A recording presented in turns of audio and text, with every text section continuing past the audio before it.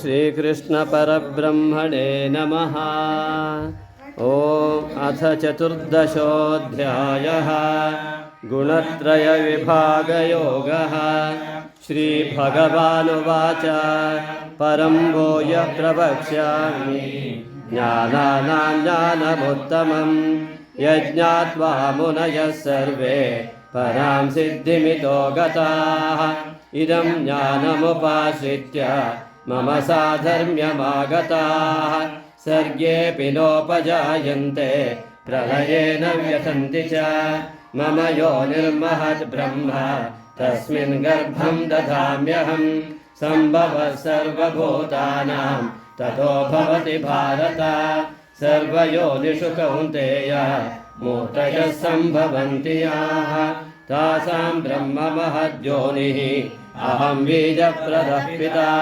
सत्त्वं रजस्तम इति गुणा प्रकृतिसम्भवाः निबध्नन्ति महाबाहो देहे देहिनमव्ययम्। तत्र तत्त्वं निर्मलत्वात् प्रकाशमनामयम्। सुखसङ्गेन बध्नाति ज्ञानसङ्गेन च नघ। रजो रागात्मकं विद्धि तृष्णासङ्गसमुद्भवम् तन्निबध्नाति कौन्तेय कर्मसङ्गेन देहिनम्। तमस्त्वमज्ञानं विद्धि मोहनं सर्वदेहिनां।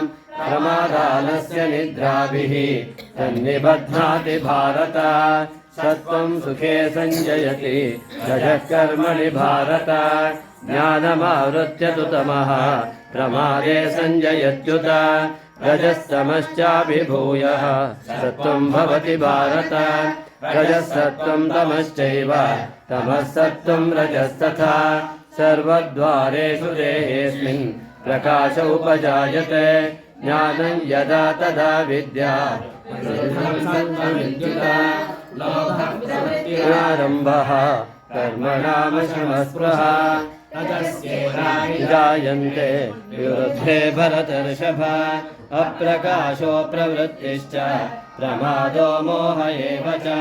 तमस्येतानि जायन्ते विवृद्धे कुरु नन्दन। यदा सत्त्वे प्रवृद्धे तु प्रलयं याति देहभृत्। तदोत्तमविदां लोकान् अमलान् प्रतिपद्यते। रजसि प्रलयं गत्वा कर्मसङ्गिषु जायते। तथा प्रलीनस्तमसि मूढयोनिषु जायते। कर्मणः सुकृतस्याहुः सात्विकं निर्मलं फलं। रजसस्तु फलं दुःखम् अज्ञानं तमसः फलं।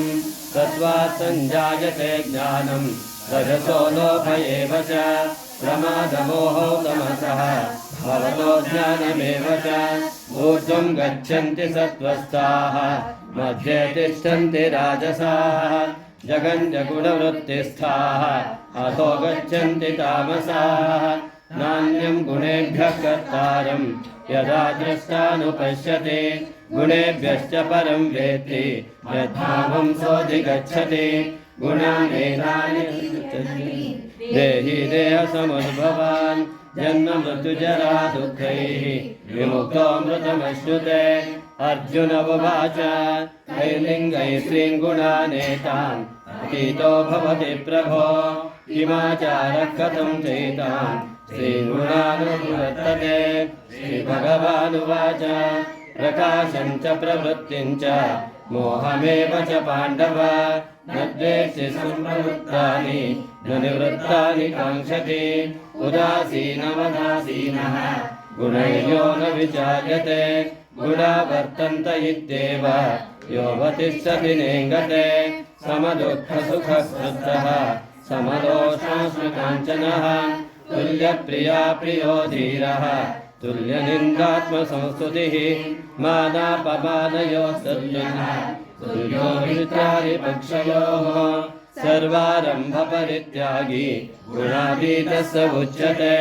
माचयोगविचारेण भक्तियोगेन सेवते। सगुणान् समतीत्येतान् ब्रह्मभूयाय कल्पते।